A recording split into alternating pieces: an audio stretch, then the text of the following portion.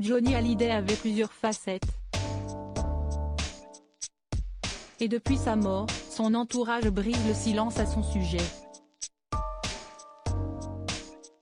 Tony Frank, qui a été le photographe officiel du rocker, a notamment révélé que beaucoup de ses amis finissaient en garde à vue à cause de lui.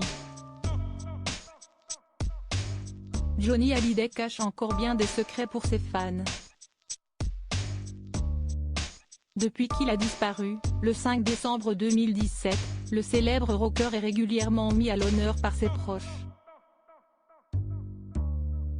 Alors que cette année marque le 5e anniversaire de sa mort, les révélations se multiplient à son sujet. Quand ce n'est pas sa veuve Laetitia qui lève le voile sur sa personnalité parfois complexe, ce sont ses amis qui brisent le silence. Parmi eux, Tony Frank, qui a été le photographe officiel du rocker. Celui-ci a suivi le taulier durant des années jusqu'à sa tournée des Vieilles Canailles où il s'est donné jusqu'au bout pour son public malgré les souffrances liées à son cancer des poumons. L'artiste a donc très bien connu l'interprète d'Allumer le feu, même ses facettes totalement insoupçonnées par le grand public. Johnny Hallyday et ses très mauvaises blagues. Tony Frank a ainsi révélé dans les colonnes de Soir Mag que Johnny Hallyday était très blagueur et qu'il adorait surtout piéger ses amis. Parfois ses farces étaient même de très mauvais goût, au point que certains de ses proches finissaient au commissariat. Ça n'arrêtait pas. À plusieurs reprises, il a proposé à des copains de lui prêter sa voiture, a-t-il confié.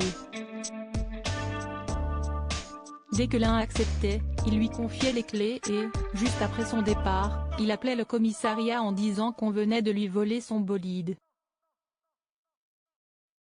La police le retrouvait et le conducteur passait alors la nuit en garde à vue au commissariat.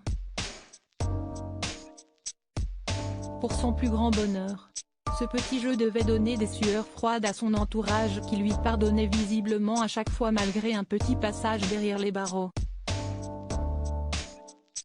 Le photographe, lui-même, a un jour été victime d'un canular pas du tout sympa.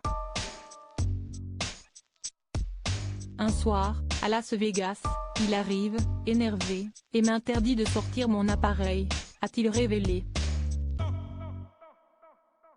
Il ne veut visiblement plus entendre parler de moi, pour des raisons que j'ignore.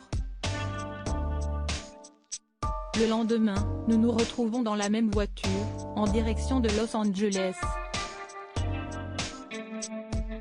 Il ne dit pas un mot et me fait la gueule. Je ne vous dis pas l'ambiance. Il a fallu attendre le soir pour qu'il m'avoue que c'était une blague. Et moi, j'avais marché. C'était un excellent comédien. Il fallait avoir des nerfs solides pour être l'ami de Johnny Hallyday.